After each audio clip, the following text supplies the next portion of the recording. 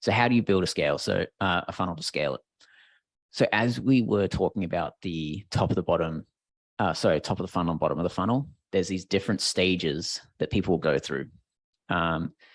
So these are 5 levels of awareness, and this is kind of how it fits in to the hot and cold traffic or top and bottom of the funnel traffic. So you've got to think, when somebody is unaware of who you are, you need to be telling them stories, secrets, industry trends, the quizzes, the giveaways. What are you going to tell them that's going to pique their interest, pique their curiosity, get them interested in you? Once they're kind of aware of you, or they've kind of, taken that first step of learning more, then you can start introducing the problem that you're solving. You can show them the benefits and all those sorts of things, the features, whatever you may have that maybe other people don't have, or all the benefits and features that people really like about your product or service. And then you can talk about how you have the solution, showing proof of this. So this is like examples, this is case studies, this is maybe stats or statistics about, the success rate of your students or success rate of your clients. You've got to show proof that your solution works better than everybody else's. And at the bottom of the funnel, which is the highest part of conversion rates, you really wanted to show your pricing discounts for people who are really deep in the funnel who haven't purchased.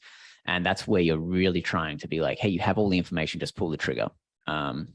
So this is a really good chart. How do you distinguish, or how do you differentiate where is someone in your funnel? Because basically everybody is saying, hey, how can I sell more? How can I reach, or, let's put it, because we are in this world of, helping therapies, and people say, how can I help more people? And because I have the knowledge, I have some amazing methods that can help people with their problems. How do I know how or what to say to different people depending on where they are in this funnel? And how do I differentiate if they're here or here? Yep. So first off, the top of the funnel is really important, because the bigger your top of the funnel, the bigger your bottom of the funnel.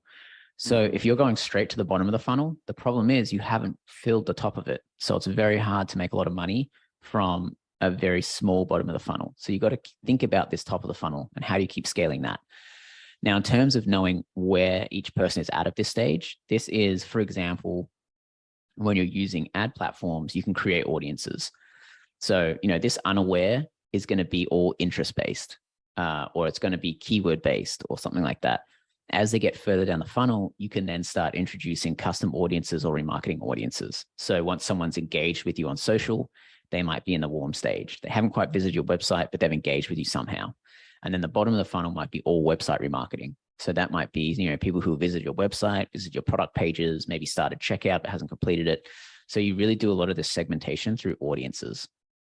So that's kind of how you want to segment or separate out this. The other thing is, if you're doing email marketing, which is usually I like to suggest people split up their acquisition between 30% email, 30% ads, 30% organic, and then 10% floating.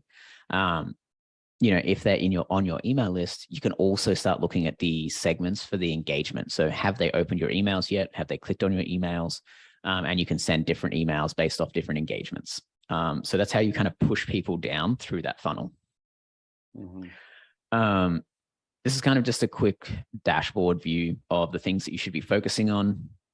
Bottom of the funnel is the ROAS. Top of the funnel is the cost per click, link clicks, that sort of thing. And I'll go over a little bit more later. Okay, this is just an example of why you need to separate out what you're looking at when you're running top of the funnel campaigns and bottom of the funnel campaigns. So you can see here, all the remarketing campaigns, their cost per click is actually quite expensive. And our goal for the bottom of the funnel is ROAS, remember, return on ad spend.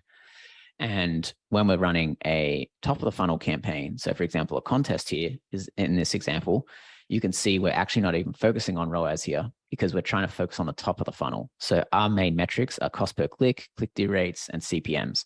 So you can see how the different metrics need to be optimized to when you're running top of the funnel campaigns versus bottom of the funnel campaigns. So top of the funnel, we're really focusing on getting that CPM down as low as possible. We're focusing on getting that click-through rate up as high as possible. We're focusing on getting cheap quality traffic, so a low cost per click. But at the bottom of the funnel, we don't really care that these are really high CPMs or that the click-through rates are really low.